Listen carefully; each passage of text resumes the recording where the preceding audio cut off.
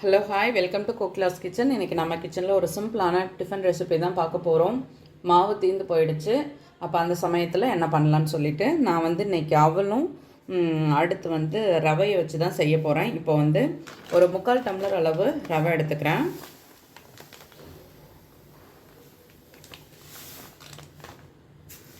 First ரவை தனியாக வச்சிடலாம். அடுத்து 1/2 கப் அளவு போகா எடுத்துக்கலாம்.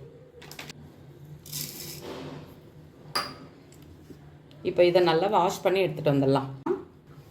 வாஷ் பண்ணிவிட்டு கொஞ்சம் தண்ணி வச்சு இதை நான் ஊற வச்சுருக்கேன்.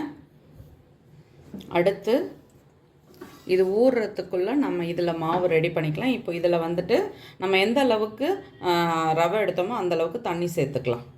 3/4 டம்ளர் ரவை எடுத்தால் 3/4 டம்ளருக்கு தண்ணி சேர்த்துக்கலாம். இது கூட இந்த ஊத்தப்பத்துக்கு தேவையான அளவு உப்பு சேர்த்துக்கலாம். அடுத்து 1 ஸ்பூன் அளவு தயிர், கெட்டி தயிர் சேர்த்துருக்கேன். அடுத்து கொஞ்சமாக சோடா உப்பு. இது கொஞ்சம் அந்த சாஃப்டாக வரத்துக்காக சேர்க்குறேன். வேணும்னா சேர்த்துக்கோங்க, வேண்டாம்னா விட்டுடலாம்.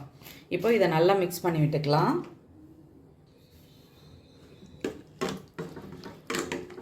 இதை இப்போ நல்லா கலந்து விட்டுக்கலாம். இப்போது இந்த அவலை நான் மிக்சியில் நல்லா நைஸாக அரைச்சி எடுத்துகிட்டு வந்துடுறேன்.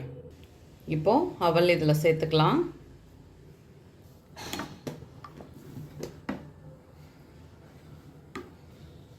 இதை நல்லா மிக்ஸ் பண்ணிவிட்டு நம்ம பொடியாக கட் பண்ணி வச்சுருக்க வெங்காயம், அடுத்து கேரட், தக்காளி, உங்களுக்கு எந்த வெஜிடபிள் பிடிக்குமோ நீங்கள் அதை சேர்த்துக்கோங்க. பச்சை மிளகாய், இது எல்லாமே சேர்த்துட்டேன். இப்போ உப்பு செக் பண்ணிவிட்டு இன்னும் கொஞ்சம் இதை கொஞ்சம் தண்ணியாக கரைச்சிக்கலாம். அப்போ தான் உங்களுக்கு ஊத்தப்பமாக ஊற்றும் பொழுது கரெக்டாக வரும். மாவு இப்போது நான் நல்லா கரைச்சிட்டேன். இப்போ அடுத்து அடுப்பில் தோசைக்கல் போட்டு ஊற்றிடலாம். கல் நல்லா சூடாகிடுச்சு. நான் கொஞ்சமாக எண்ணெய் போட்டிருக்கேன். இப்போ அடுத்து நம்ம ஊத்தப்பத்தை ஊற்றிடலாம்.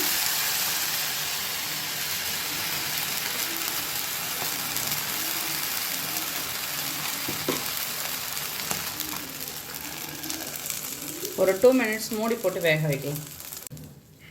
இப்போது ஓப்பன் பண்ணி பார்க்கலாம்.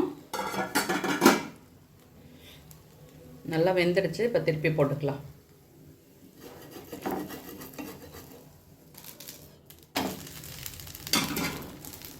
இப்போது வெந்துடுச்சு, எடுத்துடலாம்.